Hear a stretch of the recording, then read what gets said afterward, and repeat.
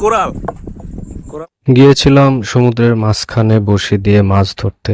চারদিক অন্ধকার, শুধু চারপাশের বিভিন্ন জাহাজের টিপটিপ আলো। তার মধ্যে শুনতেছিলাম লোকাল জেলেদের মুখের বিভিন্ন মিথ। ভয়ও লাগতেছিল, আবার মজাও লাগতেছিল। সমুদ্রে বসে দিয়ে মাছ ধরা যে ব্যাপারটা যেরকম জটিল, আবার ধৈর্যেরও ব্যাপার। প্রথমে ভালো একটা প্লেস খুঁজে বসতে হয়, তারপর টোপ ফেলে অনেকক্ষণ অপেক্ষা করতে হয়, অনেক সময় খুব তাড়াতাড়িও পাওয়া যায়। সব মিলিয়ে ব্যাপারটা আমরা খুব এনজয় করছিলাম। তো এই ছিল আমাদের প্রথম মাছ পাওয়ার উচ্ছ্বাস।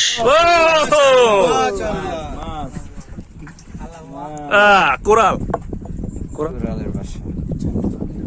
মাছটা আর মধ্যে বাইর করে গেলাম মাছটা। ও নাইস। সুমাদে একটা সুমাদে গু বাইরে গেছে।